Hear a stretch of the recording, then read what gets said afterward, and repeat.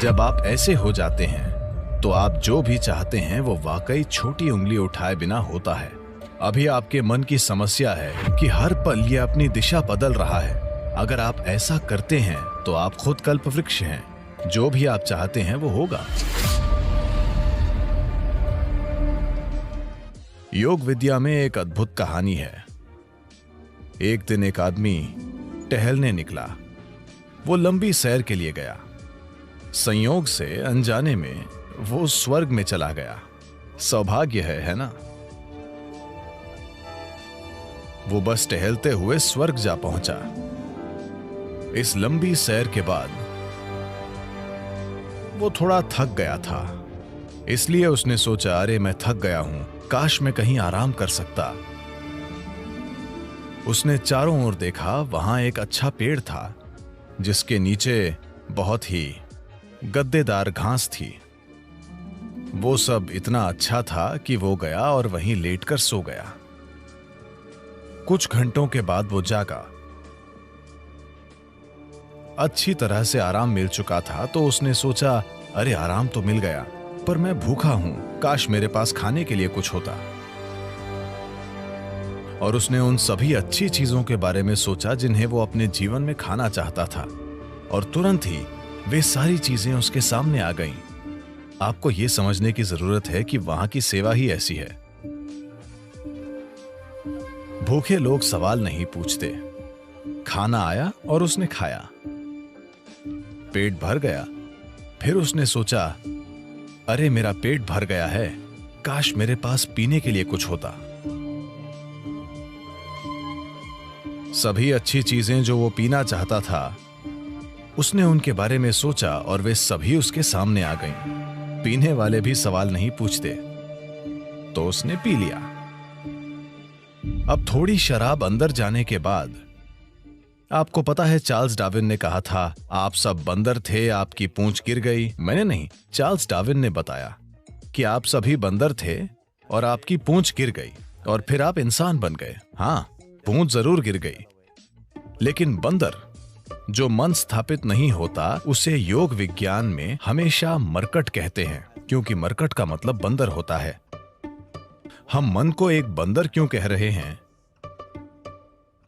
एक बंदर में क्या गुण होते हैं? बंदर के बारे में एक बात यह है कि वो बेवजह हिलता डुलता रहता है। बंदर के बारे में एक और बात है, अगर मैं कहता हूं आप किसी को देखकर बंदर की तरह कर रहे हैं, इसका क्या मतलब है? नकल करने वाला। बंदर और नकल ये दोनों शब्द एक ही मतलब रखने लगे हैं। तो बंदर के ये दो बुनियादी गुण वाकई ऐसे मन के गुण भी हैं जो स्थापित नहीं है। गैर जरूरी हिलना डुलना, आपको ये बंदर से सीखना जरूरी नहीं है, आप बंदर को ये सिखा सकते हैं। और नकल, मन हर पल नकल करता रहता है। तो जब ये दोनों गुण होते हैं तो एक मन को बंदर कहा जाता है। तो ये बंदर उसके अंदर सक्रिय हो गया। उसने इधर उधर देखा और सोचा, ये क्या हो रहा है? मैंने खाना मांगा, खाना आया। मैंने पीने के लिए मांगा, शराब आई। यहां चारों ओर भूत होंगे, और भूत आ गए। अरे भूत आ गए, वे मुझे घेरेंगे और मुझे यातना देंगे, उसने सोचा। तुरंत भूतों ने उसे घेर लिया और उसे मारने पीटने लगे। फिर वो दर्द से चीखने लगा और बोला, अरे वे मुझे मार देंगे, और वो मर गया। अभी उसने कहा था कि वो भाग्यशाली है। समस्या ये है कि वो कल्प वृक्ष के नीचे बैठा था। उसने खाना मांगा, खाना आ गया। उसने पीने के लिए कहा, शराब आई। उसने भूतों की बात की, भूत आए। उसने पिटाई मांगी, पिटाई मिली। और उसने मौत मांगी, वो मर गया। अब जंगल में इन कल्प वृक्षों की तलाश में मत जाना। इन दिनों मुश्किल से एक पेड़ दिखता है। एक अच्छे से स्थापित मन, एक मन जो संयुक्ति की स्थिति में होता है, उसे एक कल्प वृक्ष कहते हैं। अगर आप अपने मन को संगठन के एक निश्चित स्तर तक व्यवस्थित करते हैं तो ये पूरी प्रणाली को व्यवस्थित करता है। आपका शरीर, आपकी भावना, आपकी ऊर्जा, सब कुछ उसी दिशा में व्यवस्थित हो जाती है। जब आपके ये चारों आयाम, आपका भौतिक शरीर, आपका मन, आपकी भावना और मौलिक जीवन ऊर्जाएं एक दिशा में व्यवस्थित हो जाती हैं, जब आप ऐसे हो जाते हैं तो आप जो भी चाहते हैं वो वाकई छोटी उंगली उठाए बिना होता है। आपके काम करने से उसमें मदद मिलेगी, लेकिन कोई काम किए बिना भी आप वो बना सकते हैं जो आप चाहते हैं, अगर आप इन 4 आयामों को एक दिशा में रखते हैं और कुछ समय तक उन्हें उसी दिशा में स्थिर रखते हैं। अभी आपके मन की समस्या है कि हर पल ये अपनी दिशा बदल रहा है। ये ऐसा है जैसे आप कहीं जाना चाहते हैं और हर 2 कदमों पर आप अपनी दिशा बदलते रहते हैं, तो आपका मंजिल तक पहुंचना बहुत मुश्किल है। जब तक कि यह संयोग से न हो, तो अपने मन को व्यवस्थित करना और उससे पूरे सिस्टम को और अपने इन 4 बुनियादी आयामों को एक दिशा में व्यवस्थित करना, अगर आप ऐसा करते हैं तो आप खुद कल्पवृक्ष हैं। जो भी आप चाहते हैं वो होगा। पर अभी अगर आप अपने जीवन को देखें तो वो सब जिसकी आपने अब तक इच्छा की है, अगर वो हो जाए तो आप खत्म। वे चीजें और लोग जो आपने चाहे, अगर वो सब आज आपके घर में हों, तो क्या आप जी पाएंगे? जब हम इस तरह समर्थ हो जाते हैं तो ये बहुत महत्वपूर्ण है कि हमारी शारीरिक क्रिया, भावनात्मक क्रिया, मानसिक क्रिया और ऊर्जा क्रियाएं नियंत्रित और ठीक दिशा में हों। अगर ऐसा नहीं है तो हम विनाशकारी, आत्मविनाशकारी बन जाते हैं। अभी यही हमारी समस्या है। जिस तकनीक को हमारे जीवन को सुंदर और आसान बनाना चाहिए, वो सभी समस्याओं की जड़ बन गई है। हम अपने जीवन के आधार को नष्ट कर रहे हैं, जो कि धरती है। तो जो एक वरदान होना चाहिए था, हमने उसे एक श्राप बना दिया। पिछले 100 वर्षों में हमें आराम और सुविधा के जबरदस्त स्तर मिले हैं, जो हमारे जीवन के लिए खतरा भी बन गए हैं, सिर्फ इसलिए कि हम सचेत होकर काम नहीं कर रहे हैं। हम आदतों से मजबूर हैं। तो मन को व्यवस्थित करने का बुनियादी मतलब है चीजों को विवशता से करने के बजाय जागरूक होकर करना। आपने ऐसे लोगों के बारे में सुना होगा जो कुछ मांगते हैं और सभी उम्मीदों से परे वो उनके लिए सच हो जाता है। आमतौर पर ऐसा उनके साथ होता है जो श्रद्धा रखते हैं। मान लीजिए आप घर बनाना चाहते हैं। अगर आप सोचने लगेंगे, अरे मैं एक घर बनाना चाहता हूं, घर बनाने के लिए 50 लाख रुपए चाहिए, मेरी जेब में 50 रुपए हैं, नहीं होगा, नहीं होगा, संभव नहीं है। जैसे ही आप कहते हैं संभव नहीं है, आप ये भी कह रहे हैं कि मैं ये नहीं चाहता। तो एक स्तर पर आप इच्छा पैदा कर रहे हैं कि आप कुछ चाहते हैं, दूसरे स्तर पर आप कह रहे हैं मैं ये नहीं चाहता। तो इस संघर्ष में ये शायद न हो पाए। कोई इंसान जो किसी भगवान या मंदिर में या जिसमें भी श्रद्धा रखता है, जो सरल मन वाला है, श्रद्धा सिर्फ उन लोगों के लिए काम करती है जो सरल मन वाले हैं। सोचने वाले लोग जो बहुत अधिक सोचते हैं, उनके लिए ये कभी काम नहीं करती। एक छोटे बच्चे जैसा इंसान जिसे अपने ईश्वर या अपने मंदिर में या जिसमें भी एक सरल श्रद्धा है, वो मंदिर में जाकर कहता है, शिव जी मुझे एक घर चाहिए, मुझे नहीं पता कैसे, पर आपको ये करना होगा। अब उसके मन में कोई उल्टे विचार नहीं है, क्या ऐसा होगा, क्या ऐसा नहीं होगा, क्या यह संभव है, क्या यह असंभव नहीं है। श्रद्धा के सरल काम द्वारा इन चीजों को पूरी तरह से हटा दिया जाता है। अब उसे श्रद्धा है कि शिव उसके लिए ये करेंगे और ऐसा होगा। तो क्या शिव खुद आकर आपका घर बनाएंगे? नहीं। मैं चाहता हूं कि आप समझें, ईश्वर आपके लिए छोटी उंगली भी नहीं उठाएंगे। जिसे आप ईश्वर कहते हैं, वो सृष्टि का स्रोत है। एक निर्माता के रूप में उन्होंने जबरदस्त काम किया है, कोई प्रश्न नहीं है। आप इससे बेहतर सृष्टि सोच सकते हैं? अभी जो भी है उससे बेहतर सृष्टि की क्या कोई कल्पना कर सकता है? तो एक निर्माता के रूप में उन्होंने बेहतरीन काम किया है। पर अगर आप चाहते हैं कि जीवन आपके हिसाब से चले, क्योंकि अभी आपकी खुशी और आपकी खुशहाली की बुनियाद ये है, अगर आप दुखी हैं तो सिर्फ और सिर्फ इसलिए आप दुखी हैं कि जीवन वैसे नहीं चल रहा जैसे आप चाहते हैं। बस यही बात है। तो अगर जीवन आपके हिसाब से नहीं चलता तो आप दुखी होते हैं। अगर जीवन आपके हिसाब से चलता है तो आप खुश होते हैं। ये इतना सरल है।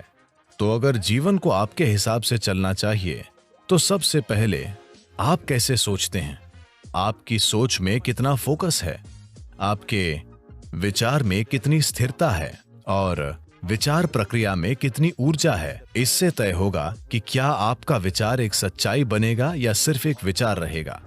ये इससे भी तय होगा कि आप उल्टे विचार बनाकर उस विचार के लिए रुकावट नहीं पैदा करते। क्या ये हो सकता है या नहीं, ये मानवता को नष्ट कर रहा है। क्या संभव है और क्या असंभव, ये देखना आपका नहीं, प्रकृति का काम है। आपका काम है मनचाही चीज पाने के लिए मेहनत करना। अभी आप यहां बैठे हैं। अगर मैं आपसे 2 सरल प्रश्न पूछूं, मैं चाहता हूं कि आप बस सुने और उत्तर दें। आप जहां बैठे हैं, क्या वहां से उड़ सकते हैं? आप कहेंगे नहीं। क्या आप यहां से उठकर चल सकते हैं? आप कहेंगे हां। इसका आधार क्या है कि आप उड़ने के लिए नहीं और चलने के लिए हां कहते हैं? आधार है जीवन का अनुभव। कई बार आप उठकर चले हैं, कभी उड़ान नहीं भरी। या दूसरे शब्दों में, आप जीवन के पिछले अनुभव को आधार बनाकर ये तय कर रहे हैं कि कुछ संभव है या नहीं। या दूसरे शब्दों में, आपने तय किया है कि अब तक जो नहीं हुआ वो भविष्य में आपके जीवन में नहीं हो सकता है। ये मानवता और मानवीय भावना का अपमान है। इस धरती पर जो अब तक नहीं हुआ वो कल हो सकता है। इंसान इसे कल एक सच्चाई बना सकते हैं। तो क्या संभव है और क्या असंभव, ये देखना आपका काम नहीं है। ये प्रकृति का काम है। प्रकृति तय करेगी। आप बस देखिए कि आप वाकई क्या चाहते हैं और उसके लिए मेहनत कीजिए। और अगर आपका विचार एक शक्तिशाली तरीके से तैयार होता है, बिना किसी उल्टे विचारों के, कोई ऐसे उल्टे विचार न हो जिनसे विचार प्रक्रिया की तीव्रता कम हो जाए। सबसे पहली और महत्वपूर्ण बात यह है कि आपको स्पष्ट पता होना चाहिए कि आप वाकई क्या चाहते हैं। अगर आप नहीं जानते कि आप क्या चाहते हैं, तो उसे बनाने का सवाल ही नहीं उठता। अगर आप ये देखें कि आप वाकई क्या चाहते हैं, तो हर इंसान यही चाहता है। वो खुशी से जीना चाहता है, वो शांति से जीना चाहता है, वो चाहता है कि उसके रिश्ते प्यार भरे हों। या दूसरे शब्दों में कहें तो कोई भी इंसान यही चाहता है कि वो अपने भीतर सुखी हो और उसके चारों ओर सुख हो। ये सुख अगर हमारे शरीर में होता है तो हम इसे सेहत या सुख कहते हैं। अगर ये हमारे मन में होता है तो हम इसे शांति और खुशी कहते हैं। अगर ये हमारी भावना में होता है तो हम प्यार और करुणा कहते हैं। अगर ये हमारी ऊर्जा में होता है तो हम इसे आनंद और परमानंद कहते हैं। यही एक इंसान की तलाश है। चाहे वो काम करने अपने ऑफिस जा रहा है, वो पैसा कमाना चाहता है, करियर बनाना चाहता है, परिवार बनाए, वो बार में बैठे या मंदिर में बैठे, वो तब भी उसी चीज की तलाश में है। भीतर सुख, चारों ओर सुख। अगर यही हम चाहते हैं तो मुझे लगता है इसे सीधे संबोधित करने और इसे बनाने के लिए खुद को प्रतिबद्ध करने का यही समय है। तो आप खुद को एक शांतिपूर्ण इंसान, आनंदमय इंसान, प्रेम करने वाला इंसान, सभी स्तरों पर एक सुखद इंसान बनाना चाहते हैं। और क्या आप इस तरह की दुनिया भी नहीं चाहते? एक शांतिपूर्ण दुनिया, एक प्रेमपूर्ण दुनिया, एक आनंदमय दुनिया। नहीं नहीं, मुझे हरियाली चाहिए, मुझे भोजन चाहिए। आनंदित दुनिया से हमारा मतलब है कि हम जो भी चाहते थे वो हो गया। आप इसी की तलाश कर रहे हैं। तो आपको यही करने की जरूरत है कि अपने और अपने आसपास के लोगों के लिए एक शांतिपूर्ण, आनंदमय और प्रेमपूर्ण दुनिया बनाने के लिए प्रतिबद्ध हो जाएं।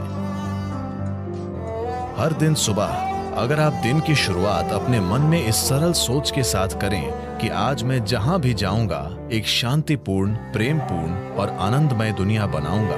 अगर आप दिन में 100 बार गिरते हैं तो क्या फर्क पड़ता है? एक प्रतिबद्ध आदमी के लिए विफलता जैसा कुछ नहीं होता। अगर वो 100 बार गिरता है तो 100 सबक सीखने को मिलते हैं। अगर आप खुद को कुछ वाकई अच्छा बनाने के लिए प्रतिबद्ध करते हैं तो आपका मन व्यवस्थित हो जाता है। जब आपका मन व्यवस्थित हो जाता है तो आपकी भावना व्यवस्थित हो जाएगी। भावना का संबंध विचार से है। जब आपका विचार और भावना संगठित हो जाती हैं तो आपकी ऊर्जाएं उसी दिशा में व्यवस्थित हो जाएंगी। जब आपके विचार, भावना और ऊर्जा व्यवस्थित हो जाएंगे तो आपका शरीर व्यवस्थित हो जाएगा। जब ये चारों एक दिशा में व्यवस्थित हो जाते हैं तो आप में मनचाही चीज बनाने और प्रकट करने की जबरदस्त क्षमता होगी।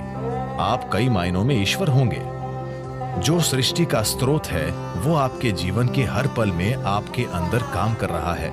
बात सिर्फ ये है, क्या आपने उस आयाम तक पहुंच बनाई है या नहीं? अपने जीवन के 4 मूल तत्वों को व्यवस्थित करके आपको वो पहुंच मिलेगी। ऐसा करने के लिए साधन और तकनीकें हैं। योग का पूरा विज्ञान, पूरी तकनीक जिसे हम योग कहते हैं, वो बस यही है, खुद को सृष्टि के एक टुकड़े से सृष्टा बनाना।